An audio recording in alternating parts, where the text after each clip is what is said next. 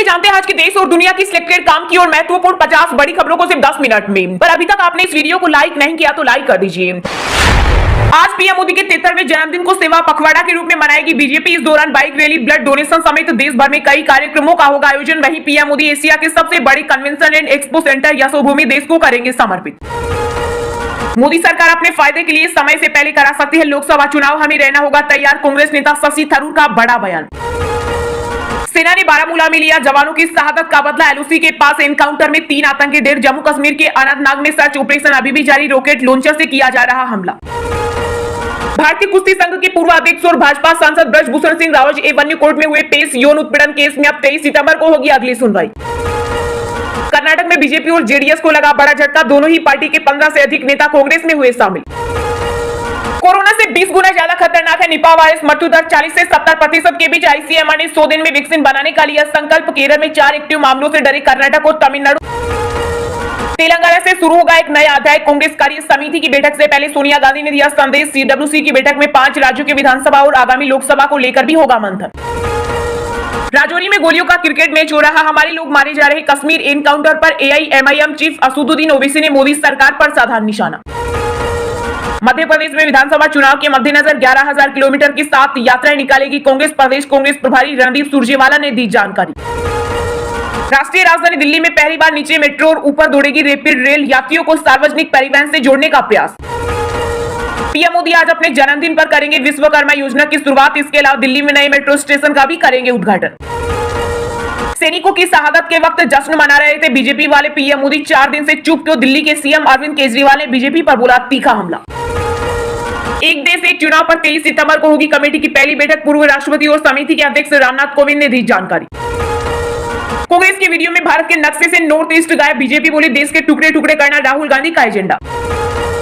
दुनिया में फिर बजा भारत का डंका, प्रधानमंत्री Narendra Modi global leader approval list में 76% रेटिंग के साथ फिर टॉप पर, पिछली बार से 2% कम। अमेरिकी राष्ट्रपति जो बाइडेन 7वें और ब्रिटेन के पीएम ऋषि सुनक 15वें स्थान पर।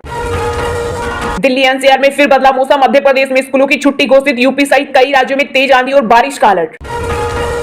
मध्य प्रदेश में लाडली बहनों को अब 450 रुपए में मिलेगा गैस सिलेंडर, मुख्यमंत्री शिवराज सिंह ने शुरू की रिफिलिंग योजना।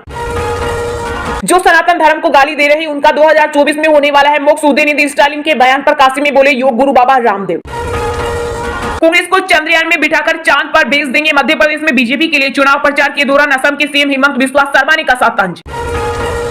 साधु संत करेंगे रामलला की प्राण प्रतिष्ठा, पीएम मोदी रहेंगे मौजूद, मंदिर निर्माण समिति के अध्यक्ष नरपेंद्र सिंह मिश्रा बोले प्राण प्रतिष्ठा की तारीख अभी तय नहीं, लेकिन 10 दिन चलेगा कार्यक्रम। मोदी सरकार का आयुष्मान भारत अभियान रहा सुपर हिट, 2 दिन में ही 1 लाख लोगों ने बनवाए आयुष्मान कार्ड, केंद्रीय स्वास्थ्य मंत्री मनसुख मंडाविया ने दी जानकारी। लोन एप्स भारत में होंगी पूरी तरह से बैन, केंद्र सरकार ने गूगल और एप्पल को दिया आदेश। Air force 100 LCA mark 1A fighter jet खरीदेगा, यह तेजस का एडवांस वर्जन पुराने मिग 21 की जगह लेंगे। राहुल गांधी ने मोहब्बत की बजाय खोला नफरत का मेगा मॉल, केंद्रीय खेल मंत्री अनुराग ठाकुर ने कांग्रेस नेता पर किया पलटवार। अंतर्राष्ट्रीय बाजार में लगातार 3 सप्ताह से कच्चे तेल के दाम में बढ़ोतरी का सिलसिला जारी, $94 प्रति बैरल के करीब हुई कीमत। देश में बोलने की आजादी, लेकिन इसका मतलब ये नहीं कि नफरत भरे भाषण दिए जाएं, खासकर जब यह किसी धर्म से जुड़ा हो। सनातन विवाद पर मद्रास हाईकोर्ट ने की अहम टिप्पणी। केंद्रीय गृह मंत्री अमित शाह ने बिहार सरकार पर बोला हमला, कहा लालू नीतीश की जोड़ी तेल और पानी जैसी प्रधानमंत्री बनने के लिए किया गठबंधन। सपा नेता आजम खान और उनके करीबियों के ठिकाने पर ईडी की 3 दिन तक छापेमारी, 800 करोड़ रुपए की कर चोरी का संदेह। महाराष्ट्र में गणेश चतुर्थी की तैयारियां जोरों पर, पुणे में होगा अयोध्या के राम मंदिर पर आधारित पंडाल। नई संसद में केंद्रीय मंत्रियों को दफ्तर आवंटित, 19 सितंबर से हो जाएंगे शिफ्ट, अब वहीं से करेंगे कामकाज। हमने जो भी मांगा पीएम मोदी ने दिया, छत्तीसगढ़ के डिप्टी सीएम सिंहदेव ने प्रधानमंत्री की तारीफ में पढ़े कसीदे, सीएम भूपेश बघेल पर किया कटाक्ष। बिहार की राजधानी पटना में घर बनाना हुआ महंगा, कई लोगों के टूटे सपने, अब देनी पड़ेगी 10 गुना से भी ज्यादा बिल्डिंग परमिट फीस। टीएमसी के राज्यसभा सांसद डेरेक ओब्रायन ने दिल्ली पुलिस से मांगी रामलीला मैदान में पंडाल लगाने की अनुमति, बंगाल से दिल्ली धरना देने जाएंगे 50,000 मनरेगा मजदूर। एशिया कप के फाइनल मुकाबले से पहले भारत को लगा बड़ा झटका, चोट की वजह से टीम से बाहर हो सकते हैं ऑलराउंडर खिलाड़ी अक्षर पटेल। सचिन पायलट मेरे अच्छे मित्र, अगर कांग्रेस आलाकमान से नई लीडरशिप को आगे बढ़ाने की क्षमता होती तो मुख्यमंत्री होती। राजस्थान बीजेपी के पूर्व प्रदेशाध्यक्ष सतीश पूनिया के बयान से सियासी हलचल हुई तेज। मथुरा के बाकी बिहारी मंदिर की जमीन कागजों में बना दी गई थी कब्रिस्तान, इलाहाबाद हाईकोर्ट ने सरकारी दस्तावेजों में गलत तरीके से हुई सभी एंट्रियों को किया रद्द। महाराष्ट्र की शिंदे सरकार ने औरंगाबाद और उस्मानाबाद जिलों के नाम बदलकर छत्रपति संभाजीनगर और धाराशिव करने की अधिसूचना की जारी। हमने किसी पर प्रतिबंध नहीं लगाया, यह एक असहयोग आंदोलन। टीवी न्यूज एंकरों की बॉयकॉट पर बोले कांग्रेस नेता पवन खेड़ा, वो हमारे दुश्मन नहीं। सनातन का ना आदि है और न ही अंत, कोई ताकत इसे मिटा नहीं सकती। रक्षा मंत्री राजनाथ सिंह ने विपक्ष को दिया जवाब। 16 साल बाद फिर बड़े पर्दे पर धमाल मचाएगी शाहिद कपूर और करीना कपूर की जोड़ी। ब्लॉकबस्टर फिल्म जब वी मेट के सीक्वल पर लगी मुहर। पड़ोसी मुल्क पाकिस्तान में महंगाई का लगा तगड़ा झटका। पेट्रोल डीजल की कीमतें रिकॉर्ड स्तर पर पहुंची, 330 रुपए प्रति लीटर हुआ भाव। राजस्थान में पेपर लीक मामले में ईडी की बड़ी कार्रवाई। आरपीएससी के सदस्य बाबूलाल कटारा और अनिल कुमार मीना गिरफ्तार। नाबालिग से दुष्कर्म के मामले में आजीवन कारावास की सजा काट रहे आसाराम ने दूसरी बार की पेरोल की मांग। राजस्थान हाईकोर्ट का खटखटाया दरवाजा। कमलनाथ ने कहा भोपाल में इंडिया की रैली नहीं होगी। शिवराज बोले कांग्रेस डर गई, जनता की नाराजगी सामने आ जाती।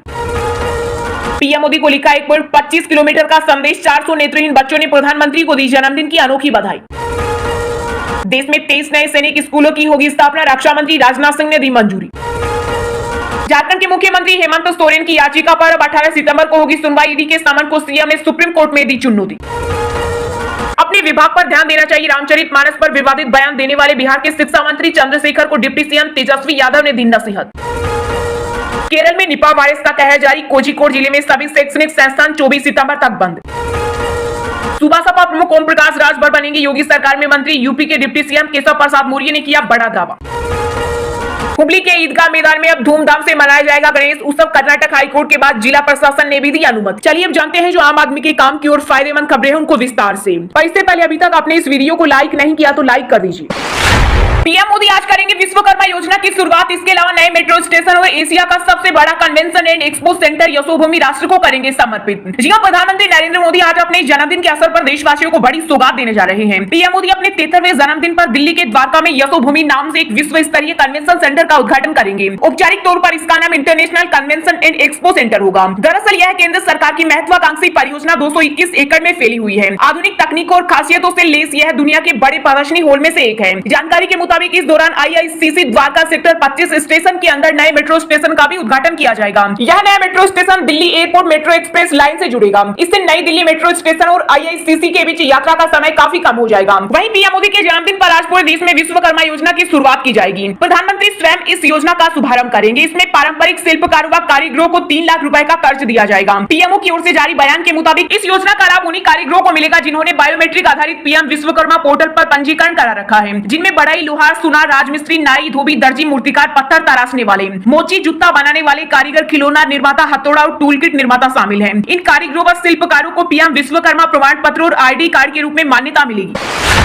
तेलंगाना से शुरू हुआ एक नया अध्याय। कांग्रेस कार्य कमेटी की बैठक से पहले सोनिया गांधी ने दिया संदेश। सीडब्ल्यूसी की बैठक में 5 राज्यों के विधानसभा और आगामी लोकसभा को लेकर भी होगा मंथन। जी हां, मल्लिकार्जुन खड़गे की नई टीम वाली कांग्रेस वर्किंग कमेटी की पहली बैठक से पहले कांग्रेस संसदीय दल की अध्यक्ष सोनिया गांधी का एक संदेश सामने आया है। सोनिया ने इसमें कहा कि नए कार्य समिति तेलंगाना और देश के सभी लोगों के लिए सम्मान के साथ विकास का एक नया अध्याय लिखने के लिए तैयार है। कांग्रेस अध्यक्ष मल्लिकार्जुन खड़गे ने बैठक से पहले सोनिया गांधी का संदेश साझा किया। अपने संदेश में सोनिया ने कहा कि कांग्रेस हमेशा तेलंगाना के लोगों की आकांक्षाओं के साथ खड़ी रही। अब प्रदेश को विकास और समृद्धि के एक नए युग में ले जाने का समय आ गया है। कांग्रेस कार्य समिति तेलंगाना और पूरे देश के लोगों के लिए विकास का एक नया अध्याय लिखने के लिए तैयार है। इस बीच कांग्रेस अध्यक्ष खड़गे ने कहा कि अपने लंबे अनुभव के अनुसार कांग्रेस कार्य समिति अपनी पार्टी को जीत दिलाने और देश के लोगों के भविष्य को बेहतर बनाने का एक व्यापक रोडमैप तैयार करेगी। खड़गे ने आगे कहा कि कांग्रेस ने हमेशा देश के लोकतंत्र, सामाजिक न्याय, प्रगति और समानता के लिए लड़ाई लड़ी है। कांग्रेस अध्यक्ष ने कहा कि हम राष्ट्रीय अखंडता और विविधता में एकता के लिए अपनी लड़ाई जारी रखेंगे। बता दें कि कांग्रेस वर्किंग कमेटी की हैदराबाद में होने वाली इस बैठक को तेलंगाना चुनाव से जोड़कर देखा जा रहा है।